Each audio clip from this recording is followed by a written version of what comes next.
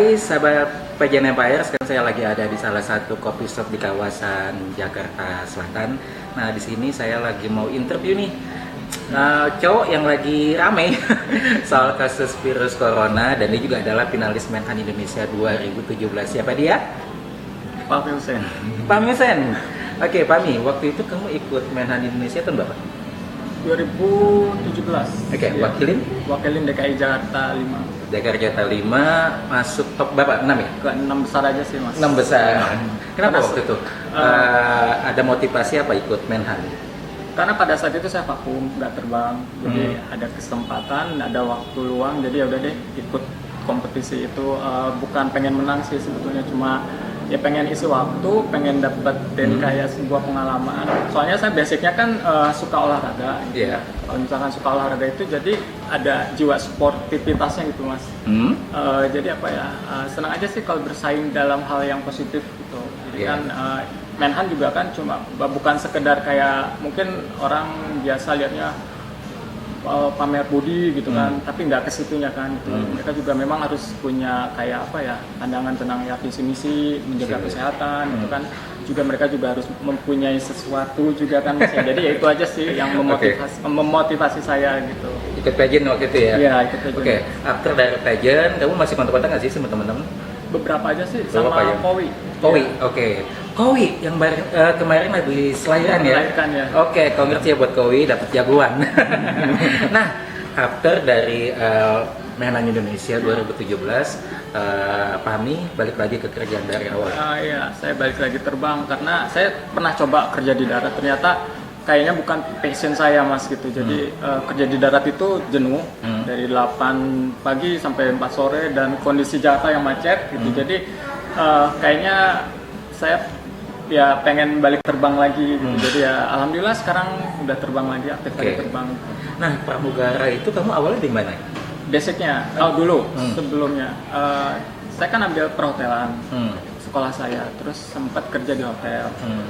Nah, zaman dulu itu kayaknya pramugara itu masih apa ya, masih belum ada orang yang banyak dan tertarik gitu, Mas. Saya coba waktu itu ke Garuda Indonesia, tapi belum rezeki.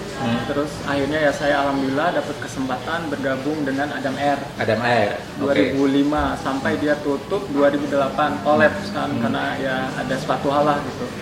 Kemudian saya bergabung dengan Mentari Airlines, Lion Air dari 2009 sampai 2017. Nah, makanya pada saat saya lagi vakum, nggak terbang dulu, 2017 saya ikut acara Menhan tuh. Jadi sebelum ikut Menhan, Fahmi udah terjun di pramugara ya? Alhamdulillah ya 15 tahun lah, kurang lebih sampai sekarang ya. Wow, hampir 15 tahun ya. Berarti senior banget ya, ngeri kalau ngomong sama senior nih. Nah, sekarang habis dari after Menhan, kamu masuk ke maskapai lagi. Maskapai apa tuh? Sekarang saya di Batik Air. Sebelumnya di Garuda juga? Di Garuda ya, Garuda 2 tahun. Kemudian 2 saya lanjut sekarang di Batik Air. Batik Air, waduh, berarti banyak pengalaman nih. Apalagi kan pramugara itu ada pelayanan jasa kan ya. Punya pengalaman unik nggak sih selama jadi pramugara?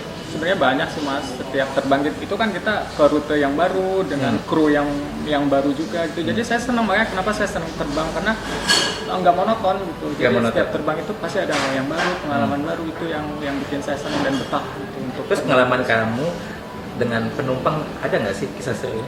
Banyak yang cerita seru, yang sedih juga ada. Cerita seru apa? Cerita sedih apa ya? Ya kalau misalkan nunggu delay gitu kan, penumpang marah-marah gitu. Padahal sebenarnya kita juga nggak mau kan delay ya. Tapi ya gimana gitu.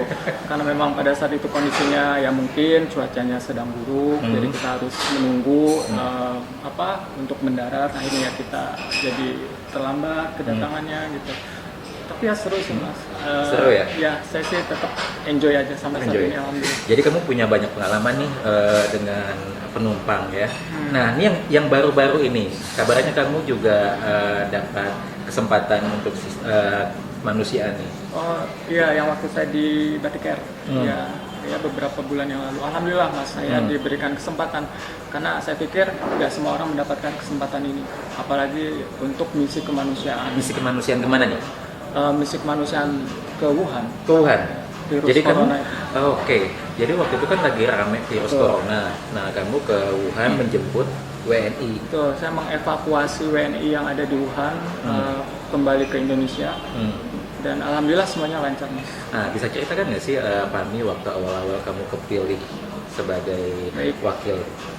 Nah, untuk kru yang diberikan tugas ke sana ya mereka harus melewati kualifikasi dulu, Mas. Jadi kita dites kesehatan kita, kemudian juga kita harus divaksin, kemudian juga kita harus mempunyai rating pesawat. Jadi pesawat itu kan banyak macam-macam, ada yang pesawat kecil, pesawat besar. Nah, kebetulan pada saat saya harus ikut tugas mengevakuasi WNI ke Natuna itu, dari Wuhan ke Indonesia itu menggunakan pesawat besar. Pesawat apa? Airbus A330. A330. Betul. Dan saya punya license-nya gitu. Jadi saya masih aktif license-nya dan kebetulan saya siap karena jam kerja saya juga masih masuk.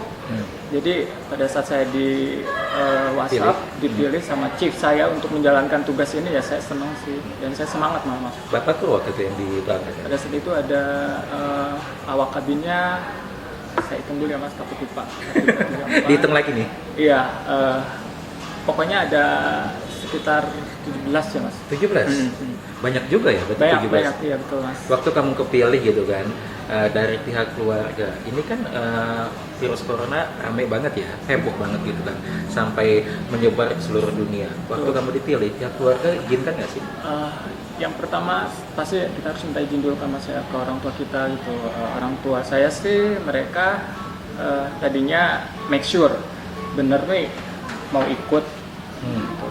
Tapi saya jelaskan lagi gitu karena sudah ada preventif gitu, tindakan-tindakan yang bisa mencegah agar kita tidak terpapar juga gitu, Mas. Jadi ya akhirnya alhamdulillah support sih dari keluarga gitu.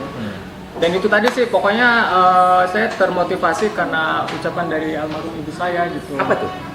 Kita tuh harus menjadi blessed for others. Jadi kita harus bisa memberikan yang terbaik, berkat untuk sesama gitu. Jadi ya sesuai dan peran dan fungsi saya gitu pada saat itu kan saya sebagai awak kabin ya, Mas ya. Jadi ya apa sih gitu tindakannya untuk bisa menjadi berkat bagi sesama gitu.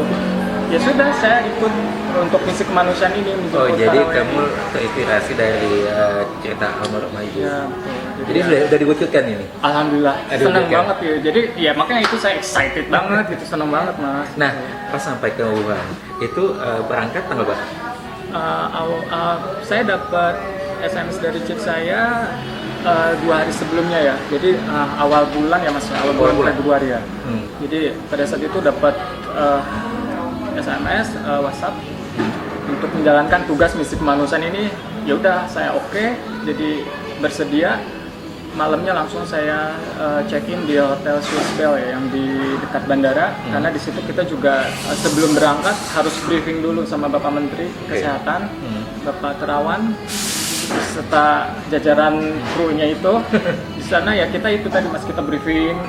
Bagaimana cara mengevakuasinya, prosedurnya gitu, terus juga cara penggunaan. Saya kan memakai APD itu ya, Mas. APD, pakai masker itu ya? Itu alat pelindung diri namanya. Jadi ya kita di briefing bagaimana cara menggunakannya, terus juga pada panas saat nggak sih itu bajunya? Panas banget. Berapa kilo? Pokoknya panas dan kita nggak bisa, susah untuk berkomunikasi karena kan kita ditutup pakai masker kan.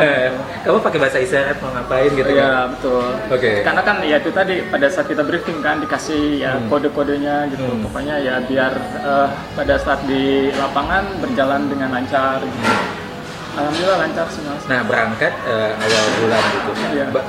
Dengan flight penerbangan dari Cengkareng ke langsung Wuhan. Betul. Nggak ada transit. Nggak ada, karena kan memang pada saat itu ya pemerintah menunjuk Batik Air. Oh, Batik Air. Betul. Oke. Itu berapa jam? Flight time-nya sih cuma 5 jam aja. 5 jam. Ya.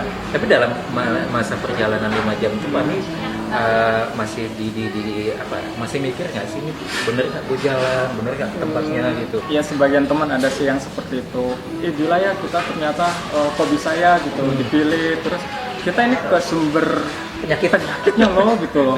Kayak melawan apa ya? Kayak melawan one ticket gitu loh, Mas, istilahnya. Maksudnya one ticket itu kita ke tempat satu tujuan gitu dan nggak tahu nih apakah kita bisa balik lagi gitu kan, karena kan memang sumber virusnya di situ gitu. Tapi ya kalau aku sih di bawah happy aja sih. Happy. Aja. Nah, selama perjalanan itu di dalam kosong nggak sih? Dalam ya, pesawat? Iya, pada saat mau mendarat ya mas, saya kan lihat di jendela itu kondisi kota Wuhan itu sendiri terang, bagus sih, modern gitu. Tapi sepi kayak kota mati. Iya. Berarti kayak film-film zombie gitu? Benar-benar kayak di film-film mas, benar kayak di film-film, kayak kota mati, nggak ada kegiatan dan bandaranya pun sepi. Apa yang Fahmi dalam hati ngomong gitu ya, pas sampai di kota Wuhan kamu ngelihat dengan kondisi tersebut, apa yang kamu ngomong dalam hati? Aku sih karena udah diniatin ya mas dan seneng gitu, jadi selalu berpikiran positif gitu, malah kayak aku ngejok sendiri sih mas gitu. Ih gila ya, gue kayak di film-film gitu loh. Kayak film apa ya, Resident Evil gitu kan. Gila ya, gue ke tempat mengevakuasi negara yang ada sumber virusnya gitu, terus gue pakai pakaian kayak gini gitu. Seru gitu mas. Nah, kamu udah sampai tuh, semua kru juga, awak kabin yang lain, langsung evakuasi atau menunggu? Kami menunggu dulu. Prosesnya menunggu, jadi kurang lebih 7-8 jam di dalam pesawat ya, dan posisi pintu pesawat tidak boleh terbuka. Jadi dalam pesawat kami menunggu 8 jam dan juga slot terbangnya mas, izin untuk terbang lagi. Jadi ya 8 jam di situ kami menunggu. Jadi kamu nunggu sampai mereka mau datang, sambil nunggu tuh ngapain sih? Ya untuk killing time-nya ya kita bercanda-bercanda, nge-joke sama teman-teman, dibikin happy gitu mas. Karena kalau misalnya kita udah berat hati ya, pasti nanti kan ngerembet ya, maksudnya dan nanti takutnya jadi suasananya bad mood gitu kan. Ya alhamdulillah sih kita mah kompak semuanya gitu. Berarti positif aja ya. Nah, nggak lama tuh WNI datang. Yang kamu lihat pertama tuh? Terharu sih mas sebenarnya. Sedih, terharu, bangga gitu, dan mereka tuh kayak yang seneng gitu, mereka alhamdulillah tuh akhirnya pulang ke negara asalnya gitu kan. Ya kami juga sebagai awak kabinnya juga merasa senang, bangga juga kan bisa mengevakuasi mereka gitu, jadi ada energi positif gitu mas. Muka-muka bahagia kelihatan. Muka-muka bahagia, dan ya kami juga senang gitu sebagai kru untuk menolong mereka. Waktu itu kan banyak ya beredar di media juga, WNI minta dievakuasi yang lain-lain, apalagi semua kebutuhan pokok nggak bisa beli ya, dan mereka dikarantina benar-benar kayak kota mati, kayak kota di zombie film-film Resident Evil. Nah pas kalian jemput, muka-muka happy, apa yang Fahmi ngomong waktu itu? Jadi pada saat udah masuk pesawat, WNI, si para penumpang WNI itu dan kami sebetulnya kami harus jaga jarak, meminimais mungkin untuk tidak berkomunikasi. Tidak bersentuhan juga? Iya, tidak bersentuhan juga betul. Jadi operationnya gini mas, pada saat sebelum mereka masuk ke pesawat, mereka kan butuh makan. Jadi kami menyiapkan makanan mereka di dalam kursi mereka masing-masing, dan air mineral di dalam kantin kursi penumpang. Kami prepare semuanya sebanyak 241 kursi penumpang. Dengan menggunakan APD itu tadi, kemudian pintu dibuka dan mereka boarding. Jadi ya senang gitu, mereka senang duduk di tempatnya masing-masing, dan sudah ada makanan dan minuman gitu. Jadi tapi tetap kami tidak boleh berkomunikasi, harus menjaga jarak gitu. Karena ya itu tadi preventif, menjaga takutnya ada virus yang tercemar masuk ke badan kami gitu. Tapi sebetulnya sebelum mereka masuk ke pesawat, mereka juga melalui 3 screen mas. Jadi 3 filter. Filter 1, 2, 3 baru masuk pesawat gitu. Dan di dalam pesawat kan memang banyak tim dokter spesialisnya. Jadi mereka yang mencek suhu tubuh para penumpang dan juga memindai, terus juga semuanya dinyatakan sehat baru boleh masuk ke pesawat. Oke. Berarti pengawasannya ketat banget ya. Ketat banget ya. Gitu. Nah, ini benar-benar yang bikin kamu protek, jadi aman nih. Aman banget gitu. Nah, selama perjalanan mereka masuk, berarti mereka udah ditindai semua, pesawat juga dicek lah semuanya ya, steril gitu. Nah, selama perjalanan mereka langsung dibawa ke Natuna. Iya betul, jadi mereka mendarat dulu bersama kami di Batam. Jadi dari Wuhan ke Batam, tiba di Batam, kami pun aktif krunya juga turun pesawat karena si pesawat yang Airbus itu tadi harus disterilisasi kembali ke hanggar di Batam. Dan kami beserta WNI-nya naik pesawat dari TNI Angkatan Udara menuju dari Batam ke Natuna. Ke Natuna. Kurang lebih ya 45 menit atau 1 jaman lah mas. Bapak di Natuna? Bapak Itu berdasarkan prosedur dari WHO, jadi agar kami tetap terproteksi dan dinyatakan sehat, kami harus mengikuti prosedur 14 hari masa karantina. Karena sebelumnya kamu nggak ada investasi sampai Belum ada pikiran bahwa kami krunya juga harus ikut karantina gitu. Jadi sempat kaget sih mas, kami kaget, kita juga ya, bukannya cuma WNI-nya aja gitu. Ternyata kaminya juga, karena ya kan udah datang ke Wuhan gitu, takutnya ya untuk memproteksi dan mengantisipasi kan, takutnya ya ada hal yang terpapar yang kita tidak tahu kan, walaupun kita sudah pakai APD gitu. Terus kamu Tapi ya mau nggak mau ya kami juga harus ikut prosedur itu. Jadi ya 14 hari di Natuna, semua kelengkapan yang APD tadi itu dibuka semuanya dan harus dimusnahkan.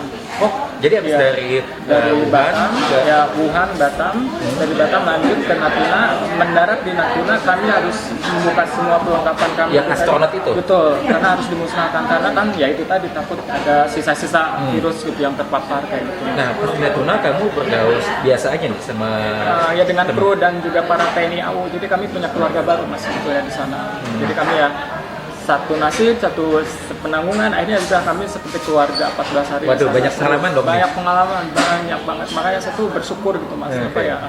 Nggak semua orang bisa mendapatkan kesempatan ini. Gitu. Nah, pas di sana kan ketemu WNI itu yang balik tuh. Mereka cerita nggak sih sama? Justru pada saat 14 hari itu kami diisolasi dan kami tidak berkomunikasi dengan mereka. Jadi kami di hanggar yang beda. Beda hanggar, dan para WNI di hanggar yang beda. Jadi terpisah. Selama 14 hari kami juga tidak ada komunikasi dengan mereka.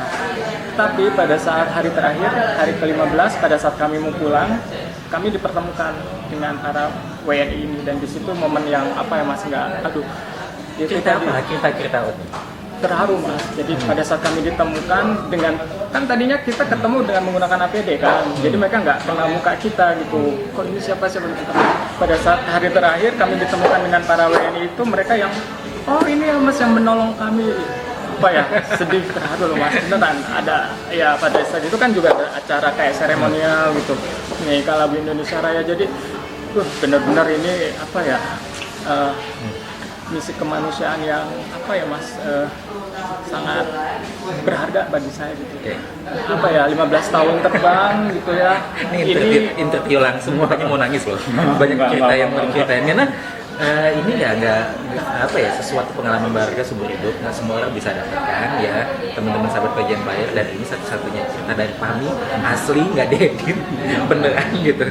Pami, waktu hari terakhir ditemukan, ada momen nggak sih yang bisa kamu ceritakan, ketemu orang siapa dia gitu? Saya sih speechless mas. Mereka tuh yang ngerangkul gitu, terus makasih ya mas, kami bisa pulang gitu. Apa ya? Nangis kan? Tapi seru memang ceritanya. Ya senang aja sih bisa membantu sesama. Yeah. Apa ya? Ternyata 14 hari itu mereka akhirnya sehat-sehat semlah, bisa berkumpul. Alhamdulillah sehat mas, karena selama 14 hari itu kan kami juga harus mengikuti kegiatan-kegiatan yang positif, yang sehat. Jadi kita pokoknya nggak boleh sedih, nggak boleh bete, nggak boleh stres gitu. Jadi kita harus bikin happy gitu. Alhamdulillah mas, dari perusahaan dan dari pemerintah pun mensupport kami gitu. Kebutuhan apa aja yang kami inginkan mereka kasih gitu. Jadi kayak misalkan, aduh bete apa ya, yaudah yuk kita nyanyi karaoke. Disediakan untuk kita nyanyi berkaraoke, disediakan ruangan, disetting sama mereka gitu. Jadi nyanyi sepuas-puasnya. Iya benar biar itu kan bete, benar iya, makan apa dipesenin gitu mas. Jadi memang akhirnya 14 hari itu kan cepet banget sih gitu. Yang tadinya kita kan takut ya, aduh 14 hari lama banget gitu. Tapi ternyata enjoy, happy, kaminya merasa kayak ada satu keluarga. Pada saat hari terakhir kok berpisah jadi sedih sih sebetulnya mas. Itu kamu di karantina 14 hari, awalnya cuma 4 hari ya pemirsa, tiba-tiba jadi nambah lagi 10 hari karena sesuai dengan WHO. Nah selama 14 hari, 15 hari terakhir itu kayak digital, handphone yang lain aktif nggak sih? Kami aktif, tapi memang kami dibatasi, tidak boleh memposting yang berhubungan dengan kegiatan kami selama di Natuna, karena kan ya itu tadi mas, kekuatan media sosial juga kan serem ya. keponya ya luar biasa nih. Iya betul, takut yang tidak terfilter, takut yang malah jadi kayak polemik kan. Sebetulnya juga masyarakat Natuna tadinya juga tidak menerima kami mas di sana. Itu di luar landasan udara Raden Sajat ya namanya, itu mereka banyak juga yang aksi-aksi demo untuk menolak kami kan, para masyarakat tempat di situ, karena mereka nggak mau ada kami, takut tempatnya terpapar gitu. Jadi tapi sih ya alhamdulillah gitu, malah pada saat hari terakhir mereka yang malah merasa kehilangan gitu. Karena dengan adanya kami di sana Natuna jadi terkenal gitu. Iya, jadi viral juga. Viral. Nah pas balik selesai 15 hari kemarin bisa posting, itu kan banyak teman-teman kamu kan di sosmed kaget, surprise, apa yang dalam hati kami omongin waktu itu? Ke siapa nih mas? Netizen. Ke netizen. Saya sih nggak, ya mereka sih komennya alhamdulillah bagus, mensupport. Terima kasih mas kami udah menolong kami, gitu kayak gitu. Alhamdulillah sih mas, senang, responnya positif gitu. Pesan terakhir buat netizen yang di luar sana. Pesan apa nih mas? Support kamu main habis-habisan. Dan teman-teman yang dari Natuna mau reunian nggak sih? Justru kami ada chat grup, jadi sampai saat ini masih tetap kontak, masih tetap komunikasi. Ya insya Allah nanti kami kalau ada kesempatan mau kayak buat semacam reuni mas. Per tahun ya, awal Februari ya. Thank you ya Pak Mia, banyak cerita seru dari finalis Menhan Indonesia 2017, top 6 Menhan Indonesia 2017. Ternyata dia dapat cerita seru dari sisi kemanusiaan tentang corona. Nah jadi buat sahabat PJ Empire, ini cerita seru dari Fahmi. Apa ya? Nggak bisa ngomong apa-apa ceritanya. Thank you banget Fahmi, bye-bye. Bye, terima kasih.